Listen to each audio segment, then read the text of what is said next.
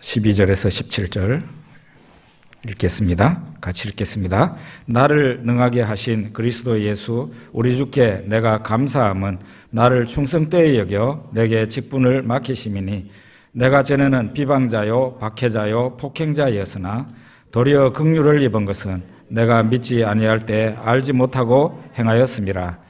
우리 주의 은혜가 그리스도 예수 안에 있는 믿음과 사랑과 함께 넘치도록 풍성하였도다. 미쁘다 모든 사람이 받을 만한 이 말이여 그리스도 예수께서 죄인을 구원하시려고 세상에 임하셨다 하였도다. 죄인 중에 내가 괴순이라. 그러나 내가 긍휼을 입은 까닭은 예수 그리스도께서 내게 먼저 일체 오래 참으심을 보이사 후에 주를 믿어 영생 얻는 자들에게 본이 되게 하려 하심이라. 영원하신 왕 곧 썩지 아니하고 보이지 아니하고 홀로 하나이신 하나님께 존귀와 영광이 영원 무궁하도록 있을지어다. 아멘. 아멘. 우리 시대에 교회에 주어진 최대의 과제는 교회의 교회다움을 회복하는 것입니다. 교회의 교회다움은 무엇이겠습니까? 성경대로 성경적인 기독교를 믿고 가르치는 것입니다.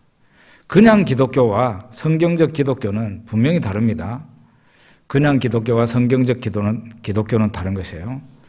성경에서 말하는 대로 고백하고 가르치는 기독교가 바로 성경적 기독교입니다. 여러분은 의문을 가질 것입니다. 그럼 어떤 교회가 성경에 나오지도 않은 그런 거를 하고 그러는가? 아주 많습니다. 그래서 이 시대에 정말 우리 성안교회에 주신 하나님의 사명은 성경적인 교회를, 기독교를 믿고 교회를 회복시키는 그런 사명이 있어요. 고린도 전후서는 사도 바울이 믿음의 아들 디모데 목사에게 보내는 편지입니다. 그래서 디모데 전후서와 디도서를 목회 서신으로 구분은 하는데요. 그렇다고 해서 이 목회 서신이 목사들만 읽어야 되는 그런 서신이 아니고 그 내용을 들여다보면은 온 성도가 함께 읽고 알고 또 순종해야 될 그런 말씀이 나와 있습니다. 목회자 디모데에게 먼저 사도 바울이 말합니다. 고린도가 아니라 디모데전서 1장 3, 4절 같이 읽어보겠습니다. 내가 마게도냐로 갈 때에 너를 권하여 에베소에 머물라 한 것은 어떤 사람들을 명하여 다른 교훈을 가르치지 말며 신화와 끝없는 족보에 몰두하지 말게 하려 함이라. 이런 것은 믿음 안에 있는 하나님의 경륜을 이룸보다 도리어 변론을 내는 것이라. 사도 바울이 딴 곳으로 이동하면서 디모데에게 너는 여기 에베소에 있어라 그렇게 했습니다. 그 이유는 그 에베소와 에베소 근처에 있는 교회들 안에 심각한 일이 벌어지고 있었기 때문입니다. 그것은 어떤 예루살렘 쪽에서 내려온 어떤 선생이라는 자들이 돌아다니면서 성경에도 없는 유대인 신화와 족보를 가르치고 있었기 때문입니다. 이 사람들이 신화와 족보뿐만 아니라 또 다른 것을 가르치고 있었는데 디모데전서 1장 6, 7절 같이 읽어봅니다.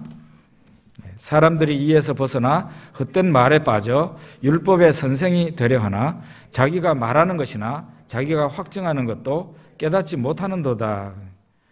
이 사람들이 지금 돌아다니면서 가르치는 것이 끝없는 신화와 족보에 대한 얘기뿐만 아니라 또 다른 것을 가르쳤는데 그것은 바로 율법이었습니다.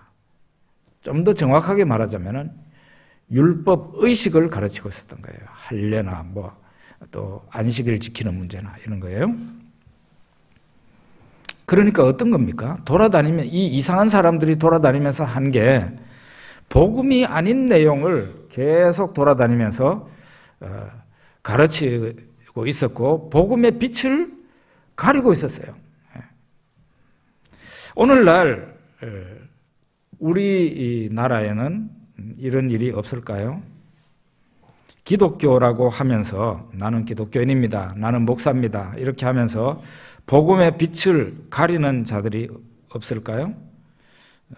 요즘 우리나라의 극우와 극좌 이데올로기가 서로 아주 극렬하게 대립하고 있습니다. 덩달아서 기독교인 가운데서도 극우파 기독교 그리고 극좌파 기독교가 대립을 하고 있어요. 극우파 기독교인들은 집회를 할 때 보면은 그 사람들은 미국 국기를 가지고 나옵니다. 물론 태극기도 가지고 나오지만. 그리고 이 사람들은 어떤 생각을 갖고 있는가 하면은 미국과 자본주의가 이 복음과 같이 갈 수 있는 걸로, 예수님과 같이 갈 수 있는 걸로 그렇게 생각을 하고 있어요. 혹시 여러분도 그렇게 생각하십니까? 아니죠. 그러면 기독교 극좌파는 뭔가? 이 사람들은 인권을 너무 지나치게 강조합니다. 그러다가 보니 동성 한 가지뿐만이 아니지만 한 가지만 예를 들다면 동성애 같은 이런 것을 성소수자라는 그런 것으로 해서 수용하는 모습을 보인다. 우리도 받을 수 있는 걸로 얘기합니다. 그걸 받을 수 있겠어요? 성경에서 우리는 그들을 그들을 미워하지는 말고 사랑을 해야 되기는 하지만 그들이 말하는 바, 그들의 행동은 우리가 우리의 것으로 못 받아들인단 말이에요. 그러나 극좌파 기독교는 그걸 받아들인단 말이에요. 극우 기독교나 극좌 기독교나 복음의 찬란한 빛을 가리고 있는 사람들이란 말이에요. 이상한 이데올로기로 복음의 빛을 덮어버리는 이상한 기독교인들이 우리 대한민국 안에서도 지금 운동을 하고 있습니다. 그러면은 이와 같은 그 사람들에 대해서 사도 바울은 나는 이런 사람이다. 자기 자신의 정체성을 밝히고 있는데 어떻게 말하고 있는지 보겠습니다. 디모데전서 1장 11절과 12절 같이 읽어봅시다. 이 교훈은 내게 맡기신 바 복되신 하나님의 영광의 복음을 따름이니라. 나를 능하게 하신 그리스도 예수 우리 주께 내가 감사함은 나를 충성되이 여겨 내게 직분을 맡기심이니. 사도 바울은 자신을 말하는데 뭔가 하면은 주님이 이 사도 바울 자신을 충성되이 여겼다는 거예요. 그래서 직분을 맡겨주셨다. 그렇게 감사하고 있는 거예요. 왜 사도 바울이 왜 주님이 사도 바울을 충성되다고 여겼을까요? 문맥을 보면 나와요. 뭔가 하면은 사도 바울이 아까 전 얘기를 했던 것처럼 끝없는 신화와 족보 그리고 율법 의식 이런 것을 가르치고 돌아다니는 복음의 빛을 가리는 이런 사람들하고는 다르게 사도 바울은 오직 가는 데마다 예수님을 전하고 복음을 말하는 사람이었기 때문에 예수님이 그 사도 바울을 충성되이 여겼고 그에게 직분을 맡기셨다 이 말이에요. 아시겠죠? 사도 바울은 예수님의 종이라는 것을 자처하고 오직 예수님 십자가와 부활을 말하고 그리고 복음을 빛을 밝히면 밝혔지 이 복음의 빛을 가리우는 그런 행동을 하지 않았다 이 말이에요. 그래서 예수님이 그 사도 바울을 충성되이 여기고 그에게 직분을 주셨다 그랬어요. 사도 바울은 이런 자기의 자신에 대해서 얘기를 하면서 믿음의 아들 디모데에게 명령을 합니다. 디모데전서 4장 14절 15절에 있는데요. 같이 읽어보겠습니다.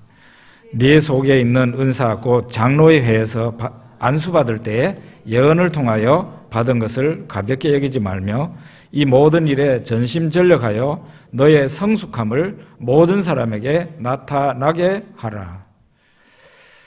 이 말이 무슨 뜻인가 하면은 디모데야, 네가 목사 안수 받을 때, 저 노회에서 목사 안수 받을 때 그때 받은 말씀을 너는 가볍게 여기면 안 된다.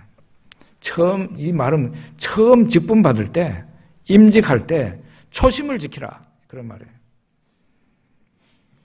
전심전력하라는 말은 이상한 그런 교훈을 가지고 돌아다니면서 복음의 빛을 가리는 그런 사람이 되지 말고 오직 예수 복음을 전하는데 진력하고 충성하라, 그런 말이에요.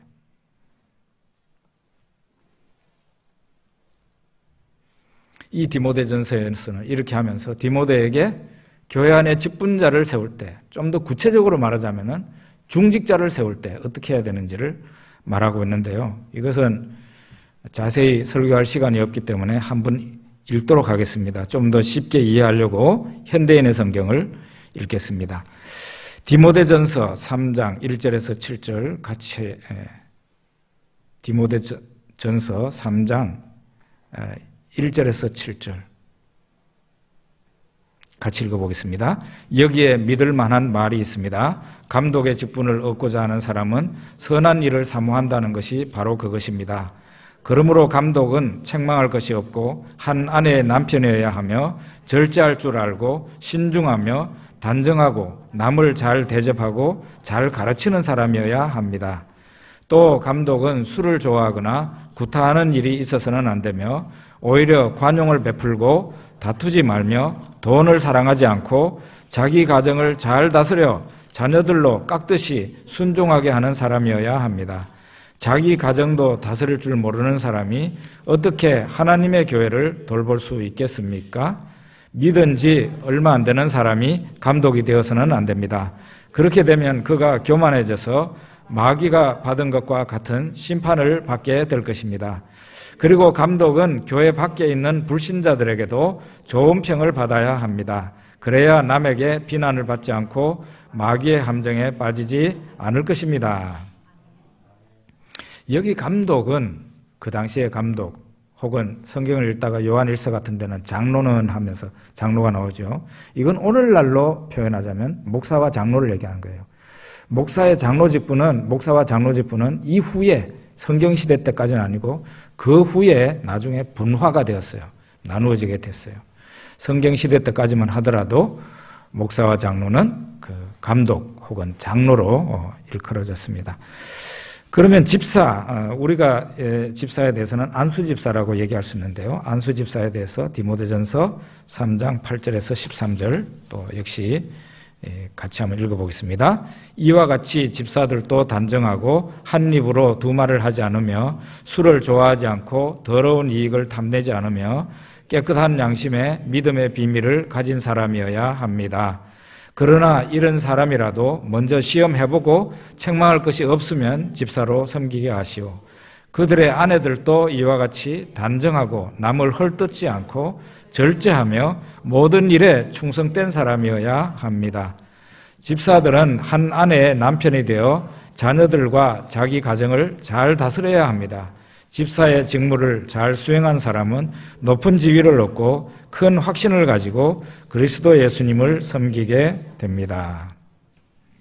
제가 여기 감독에 대한 권면과 집사에 대한 그 성경 말씀을 이렇게 대조해 보면서 공통된 부분이 있더라고요. 그걸 찾아보니까 한 6가지 정도로 나올 수 있는데, 첫째로는 아무나 직분자, 다른 말로 하면 중직자로 세우면 안 된다 있고, 또 하나는 직분자는 책망할 것이 없어야 된다. 그 다음에는 한 아내의 남편이 된 사람이고, 그 말은 이 남자가 여러 여자하고 같이 살면 안 된다는 거죠. 또 하나는 자기 집을 다스려서 자녀들이 잘 순종하면서, 부모를 잘 순종하면서 따르는 그런 사람이어야 된다. 술을 즐기지 않는 자이며 돈이나 더러운 일을 탐하지 않는 자여야 된다고 그렇게 말을 하고 있어요.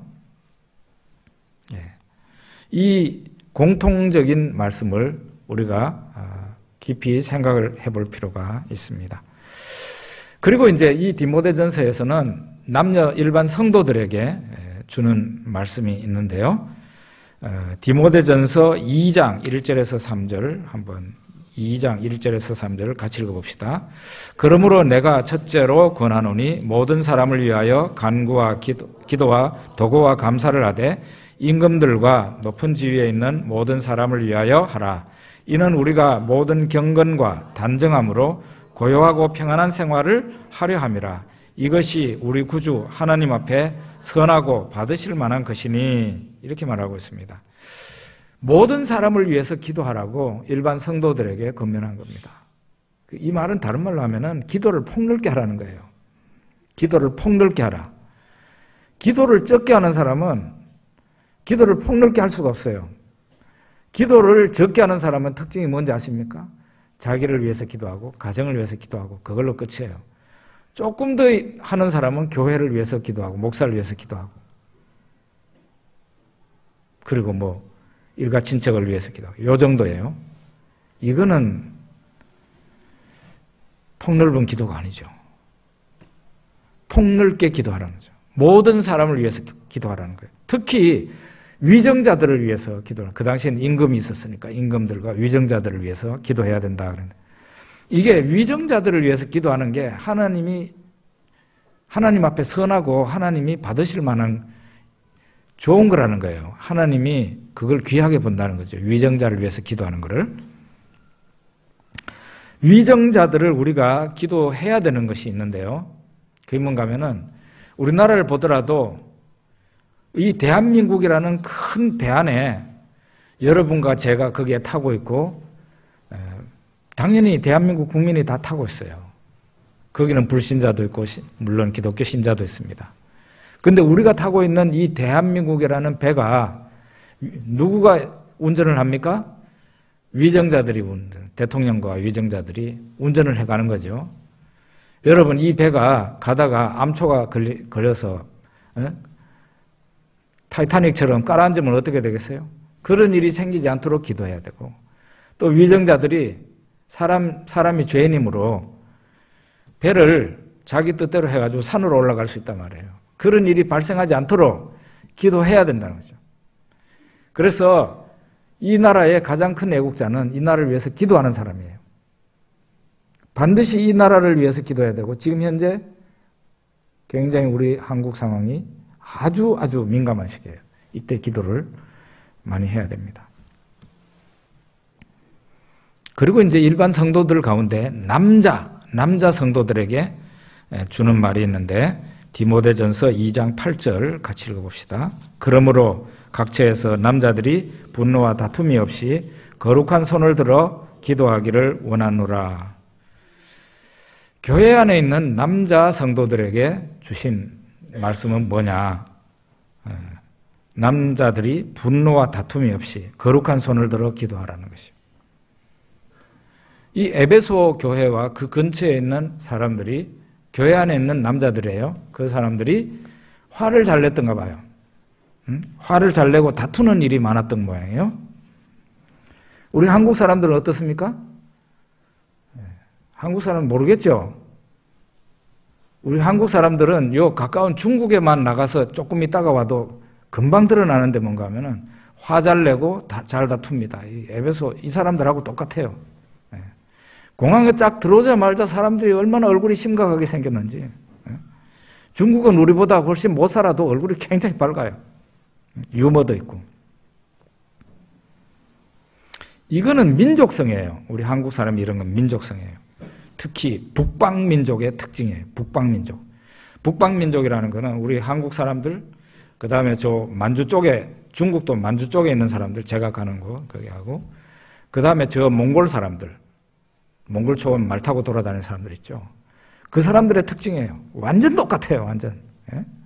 술 많이 먹고, 화 잘 내고, 가정에서 싸우고, 나와서 싸우고, 그게 특징이에요. 사도 바울은 이런 사람들에게, 이런 사람들이 어떤 사람들, 교회에서 이렇게 하면 어떻게 되겠어요? 하나님의 교회를 힘들게 하고 교회에 깊은 상처를 줍니다. 여러분, 교회가 부흥하려면 교회가 싸우지 않아야 돼요. 교회 안에서. 싸움만 없고 평안하면요, 그 교회는 순조롭게 성장합니다. 그런데 아무리 잘 나가던 교회도 싸우면 말다툼이 많고 뭐 큰 소리가 막 나오고 이러면은 은혜가 안 되잖아요. 그래서 서서히 교인들이 빠져나가서 나중에는 사람 얼마 안 남는 그런 교회가 될 수 있어요. 교회 안에 남자들이 다투거나 화내지 마라 그랬어요. 그리고 거룩한 손을 들어 기도하라고 했습니다. 다투고 논쟁한다고 해서 상대방이 변하겠습니까? 상대방은 내 다투는 말을 듣고 훨씬 더 자기의 논리와 생각을 견고하게 해서 주장을 합니다. 세상이 안 달라져요. 사람도 안 바뀌고. 그러나 이렇게 대화할 때 내가 져주는 것 같아도 그냥 상대방의 말을 듣기만 하죠. 그래서 그냥 뭐 아무 일도 안 하는 것 같아도 그 기도하는 사람이 그 사람을 바꾸고 교회를 바꾸고 세상을 바꾸는 거예요. 그래서 남자들이 다투거나 이렇게 화내지 말고 거룩한 손을 들어서 기도를 하라. 그렇게 디모데에게 그렇게 교회에서 가르치라고 했습니다. 에베소 교회에 이런 문제, 남자들의 문제가 있었는데 여자들의 문제도 있었어요. 그거 뭔가 하면 우리 한번 읽어보는데 디모데전서 2장 11절 12절 같이 읽어봅시다. 여자는 일체 순종함으로 조용히 배우라. 여자가 가르치는 것과 남자를 주관하는 것을 허락하지 아니하노니 오직 조용할지니라. 현재 이 구절은 한국 교회에서 이슈가 되는 성경 구절이에요. 한국 교회에서 지금 뭐 이렇게 보수 쪽에 있는 교회들이 그런데요. 여자 목사를 안수할 수 있느냐 못하느냐 해가지고 찬반 논쟁을 합니다. 여자 목사 안수를 반대하는 쪽에서 이 성경 구절을 가지고 와가지고 반대하는 논리를 펴니다. 저는 그렇게 하는 것이 이 말씀의 중심 내용을 이탈한 거라고 저는 믿고 있어요. 에베소 교회의 남자들에게 문제가 있었듯이 에베소 교회 여자들에게도 문제가 있었다는 겁니다. 그거는 뭔가 하면은 에베소 교회 여자들이 상식을 뛰어넘는 그런 행동을 교회에서 했기 때문에 사도 바울이 거기에 대해서 권면을 한 것입니다. 사도 바울이 말한 바는 이런 거예요. 요약을 하자면 자매들이 교회에서 남자를 주관하는 것은 허락할 수 없다는 거예요. 그 다음에 자매들이 교회에서 조용하게 봉사를 해야 된다 그러는 거고, 하나님의 창조 질서가 그렇다. 그렇고 우리 조금 읽었는 그 다음 구절부터 보면은 그렇게 나와요. 하나님의 창조 질서가 그렇다는 거예요. 한국 교회에서는 자매들이 워낙 잘하고 있습니다. 예. 워낙 잘하고 있어요. 아무 문제 없어요. 예. 그렇지만 그 옛날 에베소 교회에서는 자매들이 상식을 넘어서 처신을 하고 행동을 해가지고 문제가 된 것이고, 그렇게 하면은 안 된다고 권면을 한 것이, 그게 바로 중심 내용이라고 그렇게 믿습니다. 사도 바울은 이 목사 디모데에게 마지막으로 디모데전서 6장에서 또 권면을 하는데요. 거기 6장 6절에서 11절을 우리 또 현대인의 성경으로 한번 읽어보겠습니다. 그러나 만족하는 마음으로 경건하게 사는 사람에게 신앙은 큰 유익이 됩니다. 우리가 세상에 아무것도 가지고 오지 않았으므로 아무것도 가지고 가지 못합니다. 우리는 먹을 것과 입을 것이 있으면 그것으로 만족해야 합니다. 부자가 되려고 애쓰는 사람은 시험과 함정에 빠지고 사람을 파멸시키는 여러 가지 어리석고 해로운 욕망에 떨어집니다. 돈을 사랑하는 것이 온갖 악의 뿌리가 됩니다. 이것을 가지려고 열망하는 사람들이 믿음에서 떠나 방황하다가 많은 고통을 당하고 마음의 상처를 입습니다. 그러나 하나님의 사람인 그대는 이것들을 피하고 의와 경건과 믿음과 사랑과 인내와 온유함을 추구하시오. 구약 성경에 보면 아람이라는 이스라엘 북쪽에 있는 나라에서 아람이라는 나라가 있는데 그 나라에 나아만이라는 총사령관이죠. 그 사람이 문둥병이 걸려 있었어요. 그 나아만이 자기가 이스라엘 땅에서 붙들어온 아주 어린 여종이 있었는데 그 여종이 한 말에 마음이 가게 됩니다. 우리 주인께서 이스라엘 땅에 있는 선지자한테 가면은 병을 고침받을 수 있는데요. 그랬더니 자기 여주인한테 말했더니 이 여주인이 자기 남편한테 말을 합니다. 그래서 이 나아만은 자기 왕에게 허락을 받고 이스라엘 땅에 와서 선지자를 만나러 옵니다. 선지자는 내다보지도 안 하고 저 요단강에 가서 7번 몸을 담그라 그랬습니다. 그랬더니 이 사람이 성질이 나가지고 이렇게 대단한 인물이 왔는데도 내다보지도 안 하고 예의 없이 그런다고 그냥 성질 내면서 돌아가려고 그러니까 그 밑에 있는 부하가 선지자가 당신한테 씻어서 깨끗하게 되라고 하는 건데 왜 성질을 냅니까? 한번 해봅시다. 해가지고 요단강에 가서 정말 그렇게 했더니 깨끗하게 나왔습니다. 너무 감사할 거 아니에요? 그래서 이 나만 장군은 엘리사 선지자를 찾아옵니다. 찾아와가지고 살해를 하려고 그래요. 그래서 이제 자기가 고마움을 물질로 표시를 하려고 합니다. 그랬더니 아무리 강권을 해도 강권을 하려 해도 선지자가 받지를 않아요. 그래서 아무 선물도 못 주고 자기 나라로 돌아가는데 그 뒤를 누구가 따라서 갑니까? 거기 잠깐만 서라고 그랬어요. 이 사람은 바로 엘리사의 종 게하시였어요. 게하시가 가가지고 나아만 장군을 따라가서 거짓말을 합니다. 내 주인이 말하기를 선지생도 2사람이 우리 집에 왔습니다. 그래서 그들한테 줄 돈이 필요한데 현대식으로 표현을 한 거예요. 은 34kg과 옷 2벌을 주면 좋겠다고 했습니다. 그랬더니 나아만 장군이 아이고 은 34kg 내한테 있는 거 막 다 줄게 해가지고 68kg을 2자루에 해가지고 그 게하시한테 줬습니다. 그리고 옷 2벌도 게하시한테 줬어요. 게하시가 그 물건을 받아가지고 자기 집에 가서 숨겨놓고 이제 엘리사의 종이니까 엘리사한테 또 왔습니다.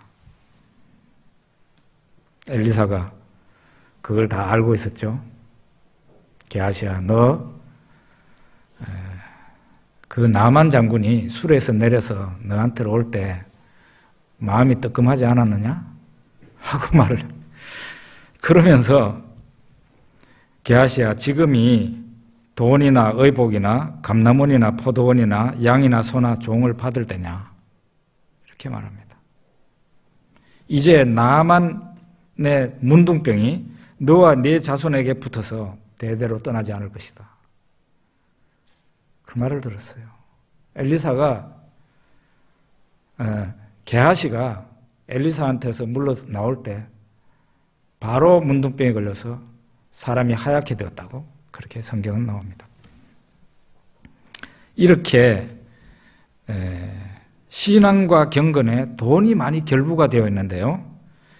신자가 부자가 되려고 하는 그런 생각을 하면은 시험과 함정에 빠지고 해로운 욕망에 떨어지고 결국은 그 신앙인에게 이 돈을 사랑함이 해롭게 작용을 한다는 거예요.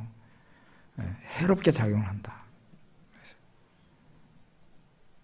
그래서 신자가 돈을 사랑하면 안 된다는 거죠. 신자가 행복하려면 돈을 사랑해서는 안 되고 예수님을 사랑해야 되는 거죠. 어떤 분은 그런 얘기를 해요. 11조 헌금을 할 때 또 다른 유익이 있는데 그게 뭔가 하면은 그 11조 헌금이 굉장히 크잖아요. 내 소득의 10분의 1을 드리는 거니까 얼마나 큰 겁니까? 그런데 그거는 이런 고백이라는 거예요. 하나님, 나는 돈이 나의 신이 아니고 오직 하나님만이 나의 신입니다. 그러면서 자기 돈을 하나님 앞에 굴복시키는 행위가 바로 11조라는 거예요. 여러분 어떻게 생각하십니까? 이 신앙에 해롭게 작용하는 탐욕, 그것을 멀리 해야 되는 거예요. 여러분과 저는 성경 말씀과 같이 날 때 아무것도 가지고 온 것이 없었고 갈 때도 이 세상을 떠날 때도 아무것도 가지고 가지 못합니다. 그저 먹을 거, 입을 거, 거주할 것 있으면 그걸로 만족을 하고 살아야 된다는 것이 바로 성경에서 가르치는 겁니다. 나머지는 하나님께서 나에게 주신 물질, 조금 여유가 있으면 항상 다른 사람을 도와주고 또 교회 헌금도 많이 하고 해서 하나님이 기뻐하시는데 그걸 쓰라는 것이죠. 그래서 돈은 버는 게 중요한 게 아니라 사용하는 게 중요한 거죠. 한국 교회도 마찬가지예요. 헌금을 받으려고만 하지 말고 그 헌금을 잘 사용을 해야 되죠. 오늘 이 디모데 전서를 정리를 한다면 세 가지인 것 같습니다. 첫째로는 우리가 복음이 아닌 것으로 복음의 빛을 자꾸 가리고 돌아다녀서는 안 된다. 우리의 주장과 주의가 있는데 그것들이 복음을 가리는 일이 되어서는 안 된다. 두 번째는 직분을 받는 사람은 초심을 잘 지켜야 된다. 초심을 잘 지켜야 된다. 결혼 생활에 실패하는 사람들이 초심을 잘 못 지켜서 그런 거죠. 결혼 서약할 때 그때 마음을 가져보세요. 왜 실패하겠어요? 직분자들이 왜 타락을 합니까? 목사나 장로나 안수집사나 권사, 교회 안에 직분자들이 왜 타락을 해요? 초심을 잘 지켰으면 그 직분을 받을 때 내가 다짐하고 또 들은 말을 잘 새기고 그렇게 살았으면 훌륭한 직분자가 될 수밖에 없어요. 마지막으로는 돈을 사랑하는 것이 신자에게는 해롭게 작용한다.